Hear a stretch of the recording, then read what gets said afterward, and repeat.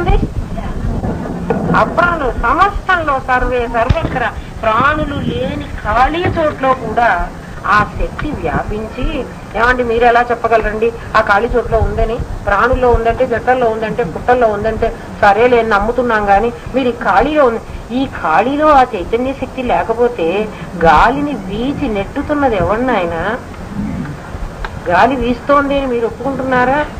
గాలిని ఎవరు నెడుతున్నారు? ఇక్కడికి మన మీదకి వచ్చేస్తుంది. ఎవరు ఆ గాలిని పంపిస్తున్నవాడు? అక్కడున్న ఆ చైతన్య శక్తే పృథివ్యాపస్తేజో వాయురాకాశ అనేటువంటి 5 భూతాలను తన శక్తి చేత ఆడిస్తూ తాను ఆడకుండా ఉంటుంది. అది ఎలాగంటే, సినిమాలో హాస్యరసం ఎవడు పోషిస్తాడు? వాడెవడు ఉంటాడే నాయన? సినిమాల్లో మనందరినీ నవ్విస్తూ ఉంటాడు వాడెవడు? రేలంగా అనుకుందామా పోనీ, ఎవడో నాకు తెలియదు, వాడెవడో చెప్పండి. వాడు ఏం చేస్తాడంటే వాడు నవ్వుడు, మనందరినీ నవ్విస్తాడు. మనం అందరం కొత్త చెక్కలయ్యేటట్టు నవ్వుతూ ఉంటే వాడు మాత్రం కామ్గా ఉంటాడు. అలా ఈ చైతన్య స్వరూపిణి అయినటువంటి పరమేశ్వరి తాను జగద్రూపం కాకుండా మనందరినీ మన వాసనల ప్రకారం జగత్తులో వేసి తాను మాత్రం హాయిగా చూస్తూ ఆడుతూ ఉంటుంది. అలాంటి చైతన్య స్వరూపుడివి నీవు నాయన అని గురుదేవుడు చెప్పాడు మనకి. నువ్వెవరు అనుకుంటున్నావు? నువ్వు మామూలు మనిషి అనుకుంటున్నావా? మామూలు దేహం అనుకుంటున్నావా? మామూలు జీవుడు అనుకుంటున్నావా? ఆ సచ్చిదానంద స్వరూపమైన ఆత్మని నువ్వు. తత్వం అసి అనేటువంటి మహావాక్యాన్ని గురుదేవుడు బోధించింది. ఆ రోజున ఏం అంటే ఆ రోజున మనకు దాని అర్థం తెలియదమ్మా. ఆ తత్పదార్థం ఏ తత్పదార్థం ఏదైతే సర్వే సర్వత్రా వ్యాపించి సర్వ ప్రాణులని పుట్టించి సర్వ ప్రాణులని పోషించి సర్వ ప్రాణులని లయం చేసుకుని తాను మాత్రం లయం కాకుండా పుట్టకుండా తను శాశ్వతంగా ఏ శక్తి అయితే నిలబడుతూ ఉందో ఆ శక్తి త్వం పద రూపంలో నీలో ఉంది. తత్వమసి మహావాక్యం పదే పదే పదే విచారణ చేసుకోండి తల్లి. ఒకసారి నాకు వచ్చేసింది కదా అని వదిలేయకండి. అనేక సార్లు అనుకుంటే ఎన్నో రకాలుగా వస్తుంది. అలా మీకు అనుకోవడానికి వీలవదనే నేను ఇద్దరిని కూర్చోబెట్టుకొని బోధ చెయ్యండరా, వాళ్ళతో చెబుతుంటే గురుదేవుడు మీకు పలుకుతాడు. అలా పలికినప్పుడు మీలో నుంచి మీకే అటువంటి విజ్ఞానం వస్తుంది అని ఇద్దరిని కూర్చోబెట్టుకుని పాఠం చెప్పుకోమనేది అందుకోసమే. లేకపోతే మీరేదో నేనేదో గురువు మీరేదో శిష్యులుగా మీకు కనపడాలని నేను పైన కూర్చున్నాను అంతే. పైన కూర్చున్నా కింద కూర్చున్నా ఇక్కడ ఏమీ లేదు. మనలో నిక్షిప్తంగా దాగి ఉందమ్మా, మన అందరిలో దాగి ఉంది ఆ పరమాత్మ స్వరూపం. లేదని మీరు ఎవరన్నా ఒక్కళ్ళు నాకు చెప్పండి, ఎలా చెబుతారు? లేదండి, నాలో మాత్రం లేదండి. ఏది లేకపోతే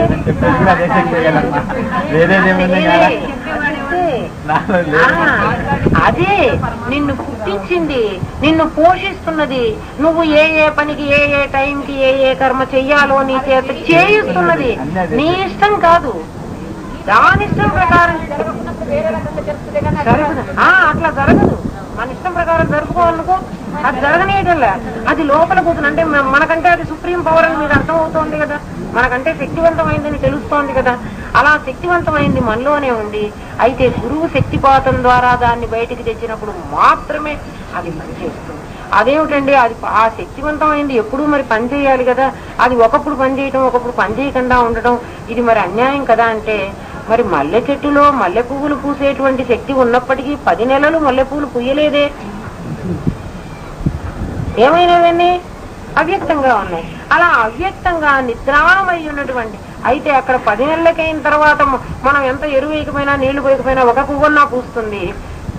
ఇక్కడ అవ్యక్తంగా ఉన్నటువంటి పరమేశ్వరి తత్వం గురువు వచ్చి నిద్ర లేపే వరకు ఎన్ని జన్మలైనా అలా నోరు మూసుకుని ఉంటుంది. అది కేవలం ఎవరైనా చాలా మంది అబ్బాయి నాకే గురువు లేదండి, నాకు ఇవన్నీ తెలుసు అని, అది మీకు పుస్తక పరిజ్ఞానమే కానీ మా అనుభూతి మాత్రం గురువు లేకుండా చచ్చినా జరగదు. నేను అంతవరకు ఖచ్చితంగా చెప్పగలను. ఎవడన్నా గురువు లేదు అన్న అంటే వాడు మోసం చేసుకుంటున్నాడు. వాడు మోసం చేసుకుంటే ప్రయోజనం ఉంది. గురువు ఉండే తీరాలి. గురువు లేకుండా మాత్రం ఆత్మ తెలియటానికి అస్సలు అవకాశమే లేదు. ఆ శక్తి నిద్ర లేవమన్నా లేవదు. దాన్ని ఎట్లా లేపినా ప్రయోజనం లేదు. లేవే అంటే ఏం లేచేది కాదు. అది అమ్మా ఆ ప్రజ్ఞా స్వరూపం ఎవరికో ప్రజ్ఞానం బ్రహ్మ పాఠం కావాలన్నమాట. అందుకని గురుదేవుడు దాన్ని బాగా నొక్కుతున్నాడు. అవును వస్తున్నది, మరి తత్వమసి కూడా వచ్చింది అనుకో. కానీ ఏమో ఎవరెవరు దాన్ని అందుకుంటారో వాళ్ళకి ఇది మహాసముద్రం నాయన, ఈ సముద్రంలో పైన ఉప్పు నీళ్లు ఉంటాయి, కాస్త లోపలికి వెళ్లే కొద్దీ కావాల్సిన అన్ని ఉంటాయి. ఎవడెవడు బలంగా అందులో ధైర్యంగా దూకి ఎంత కావాలో అంత తెచ్చుకోవచ్చు.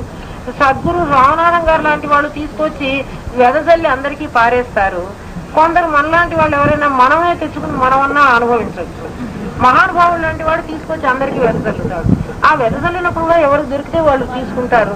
ఒకడికి దొరక్కపోనవచ్చు, ఎదురుగా కనబడితే కూడా గాజురాయిని వాడు భ్రమించవచ్చు. ఎందుకంటే ఆ తండ్రి అంత కష్టపడి లోపల నుంచి తీసుకొస్తే, అందుకే గురుదేవులు అంటారు, అమ్మ దాని విలువ తెలీదు, తెలిసిన వాడు వాడే దాచుకుంటాడు, దాని విలువని చెప్పక్కర్లేదు. ఎందుకంటే వజ్రం ఎప్పుడైనా నా ఖరీదు ఇంత అని చెప్పుకుంటూ వెళుతుందా అమ్మ? వెళ్ళదు. వజ్రం అడవిలో దొరికినప్పుడు ఒక గొల్లవాడికి ఒక వజ్రం దొరికింది. గొర్రె మెళ్ళో చాలా బాగుంది, అందంగా ఉందని దాని దారం పెట్టి కట్టి గొర్రెకు మెళ్ళో కట్టాట. చాలా అందంగా నా గొర్రెకు కాగా కట్టుకున్నాను అన్నాడు. ఆహా గొర్రె మెరుస్తోంది అనుకున్నాడు.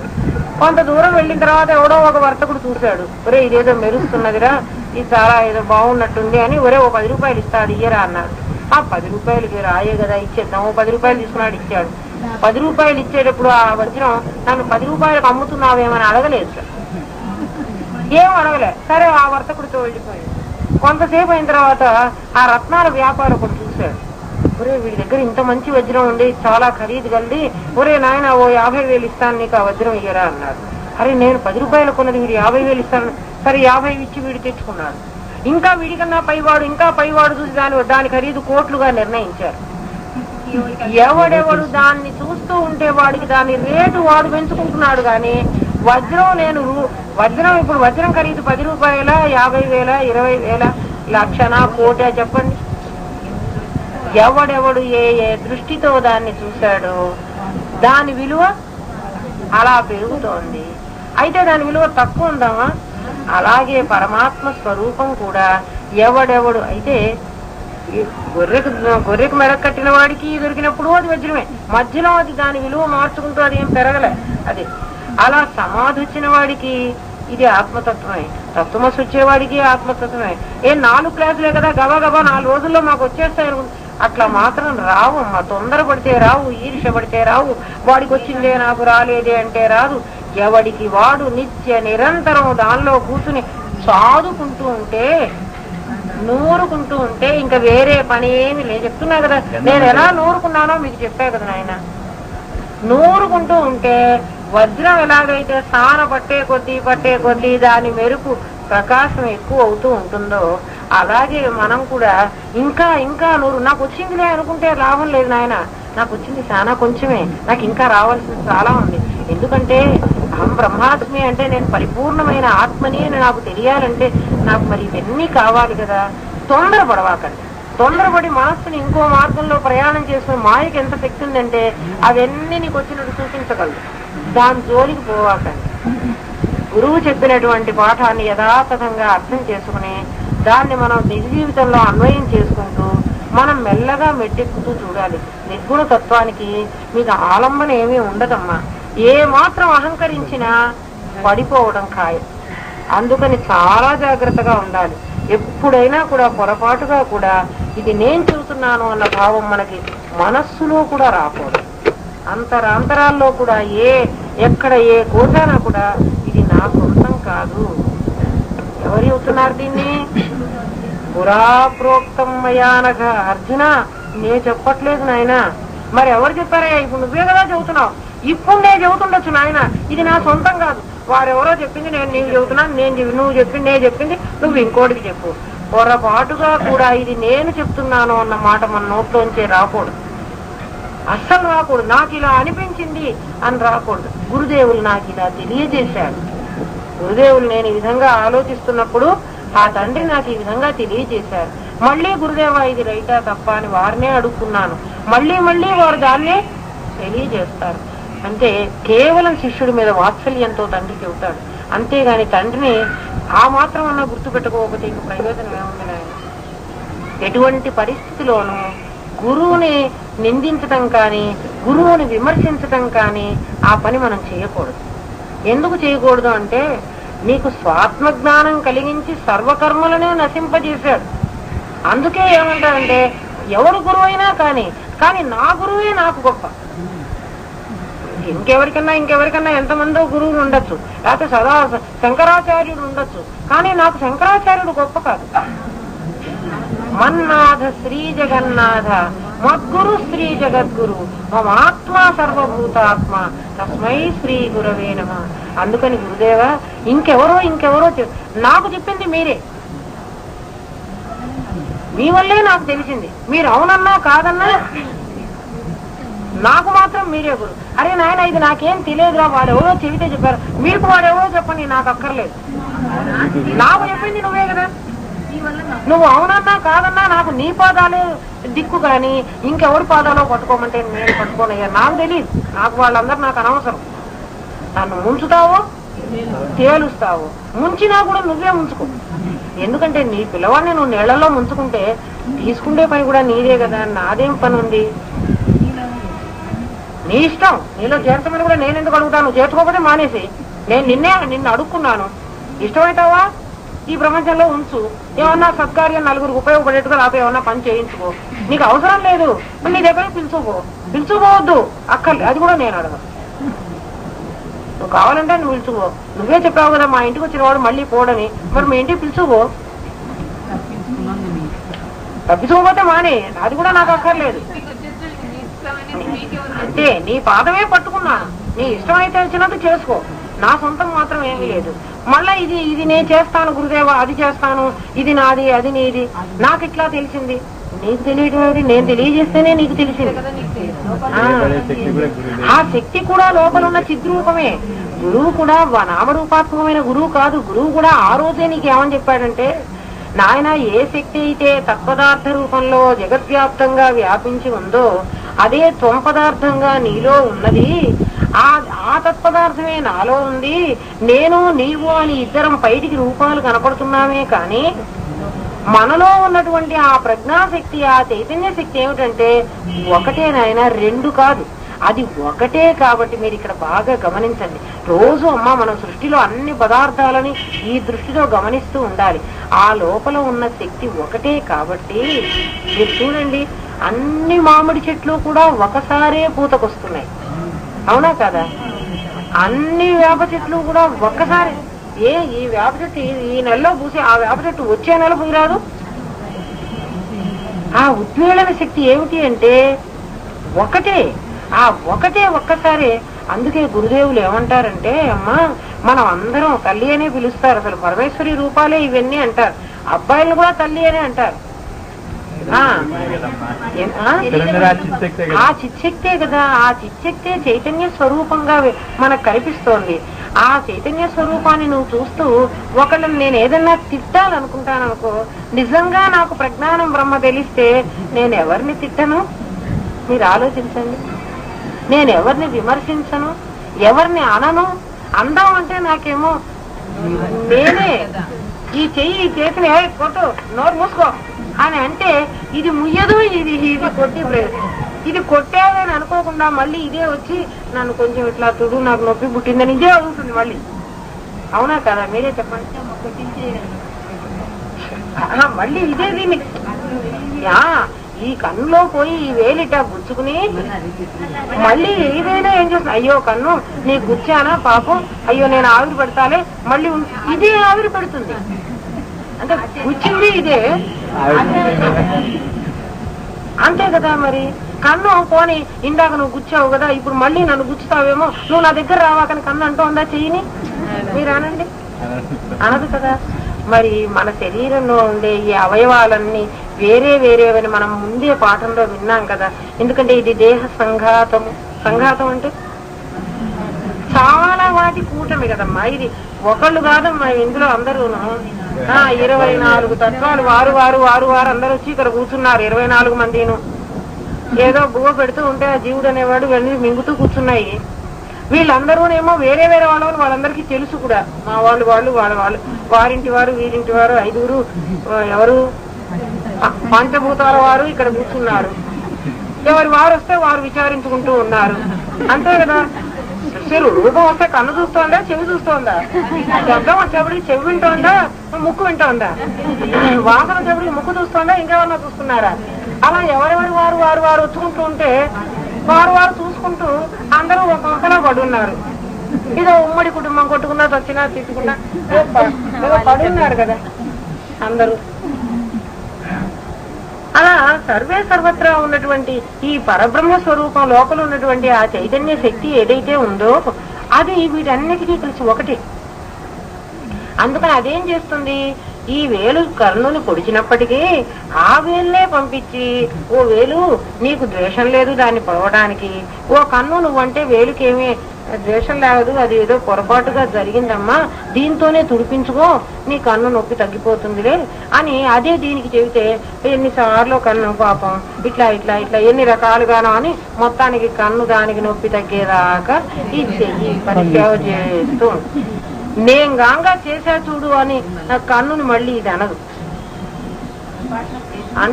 అంటుందే మీరే ఎప్పుడు అన్నదే మీకు? ఎవరికన్నా ఒకళ్ళకి అన్నదేమో.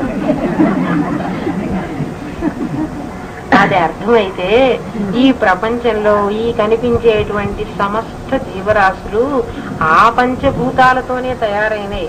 మన దేహం ఏ పంచభూతాలతో తయారైందో ఇవన్నీ కూడా ఆ భూతాలతోనే తయారైనాయి. మరి ఆ భూతం కాకుండా మరో పదార్థం కనుక అక్కడ కనపడితే తిట్టండి, నాకు చూపించండి, నేను కూడా తింటాను మీ వెంట వచ్చి. ఇంకోటి ఇవి కాకుండా ఇంకేదన్నా ఇంకొక్కటి చూపించండి, నాకేమో కనపడలేదు. నా గురుదేవుడు నాకు మరి ఇంకోటి ఉన్నట్టుగా చూపించాలి. పదార్థ భావన, ఈ పదార్థ భావన ఇలా తెలుసుకోవాలి. అలా దృశ్యమానమైనటువంటివన్నీ ఆ గురువు ఆ రోజే మనకి ఏం చెప్పాడంటే, తత్వమసి మహావాక్య బోధ చేస్తూ గురువు తత్వమసి అనే కదా చెప్పింది. అహం బ్రహ్మాస్మి అని అనమన్నాడు. చిలక పలుకుల్లాగా పలికించాడు, నీకు తెలిసినా తెలియకపోయినా. తర్వాత ప్రాక్టీస్ చేద్దుగానే, ముందు అష్టాభ్యాసం అప్పుడు ఏం చెబుతున్నాం, ఓ నమ శివాయ, ఓ నమ శివాయ అంటే కూడా తెలియదు వాడికి. కానీ పలికించడమే, కూర్చోబెట్టి నాయన ఓ అనరా అంటే ఆ ఓ ఓ ఓ అంటాడు వాడు. ఓ నమ శివాయ అని తర్వాత వాడు ఏం చేసుకుంటాడు, వాడికే తెలుస్తుంది. అలా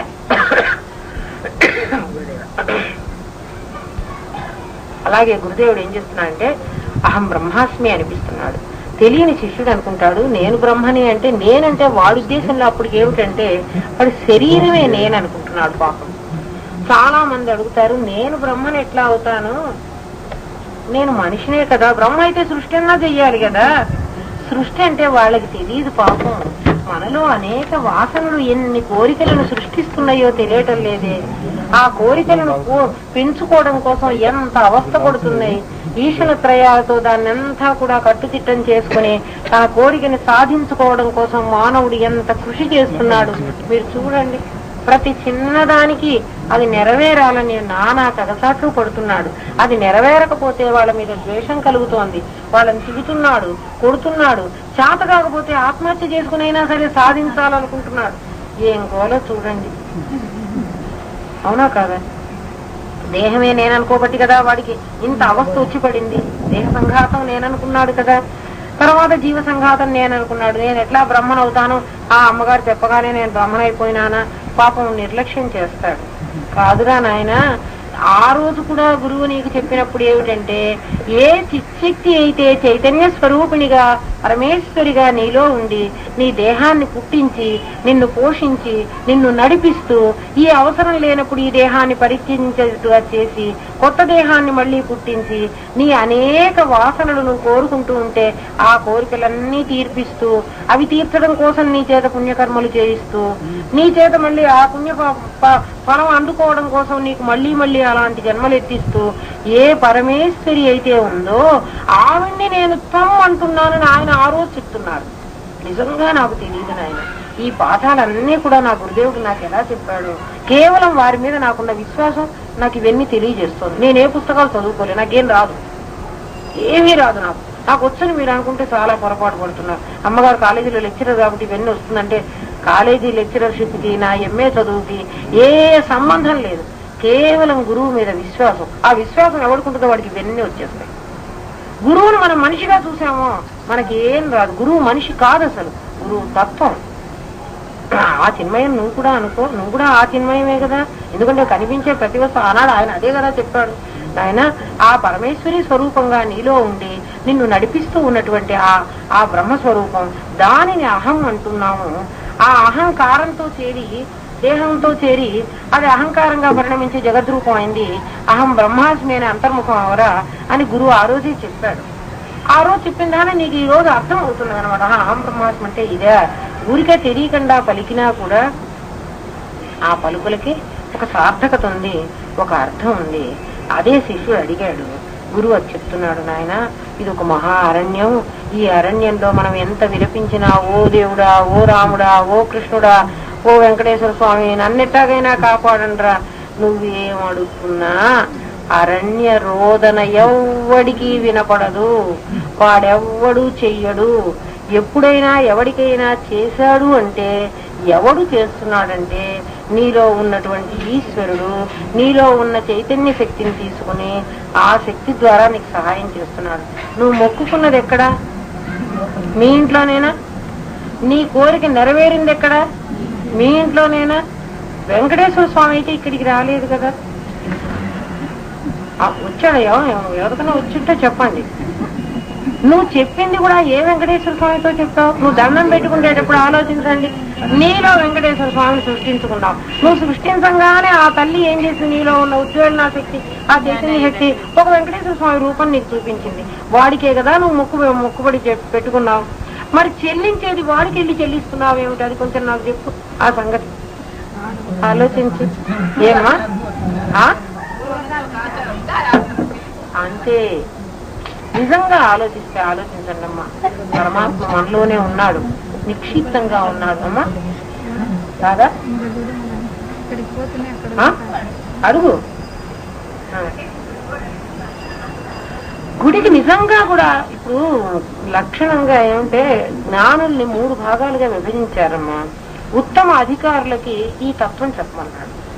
అందరూ ఇంత అధికారం సాధించి దీన్ని గ్రహించేటువంటి స్థితిలో ఇప్పుడు ఇన్నాళ్ళ బట్టి నేను చెబుతుంటే చెప్పిందే మళ్ళీ చెప్పుకుంటున్నామే కానీ కొత్తది నేనేం చెప్పడం లేదు కదా. మరి వినంగా కదా మనకు రుచిగా ఉంటున్నది. ఏమ్మా మొదట్లో కాలేదు కదా. అట్లా వినంగా అర్థమయ్యి ఆత్మ గురించి విచారణ చేసుకుని సాధించుకునే వాళ్ళు ఉత్తమమైన అధికారులు. అందరికీ అధికారం ఉండదు కదా.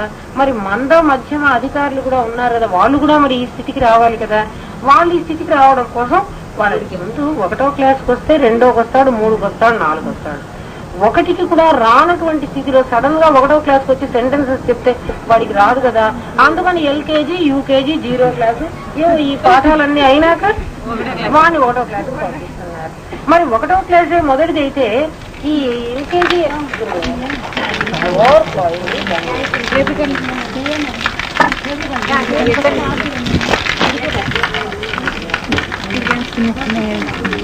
ఉత్తమమైనటువంటి జగత్తులో ఇన్ని రకాలుగా ఉంటూ ఉంటే ఆయన్ని మనం చూసి అనేక రూపాలుగా చూడొచ్చు, ఆనందించచ్చు. ఇంతకు ముందేమో ఓ దేవుడా నీ దగ్గరికి వస్తే నాకు ఈ కోరిక నెరవేరుస్తావని, నేను నీకు ఇది ఇవ్వకపోతే నువ్వు నాకేదో చేస్తావని ఒక భయం, ఒక భక్తి 2 ఉన్నాయి. ఇప్పుడు భయం భక్తి 2 అయితే వెళదాం. తిరుపతి వెళ్ళొద్దని చెప్పడం లేదు, వెళ్ళండి, అందరూ వెళ్ళండి. కానీ భావం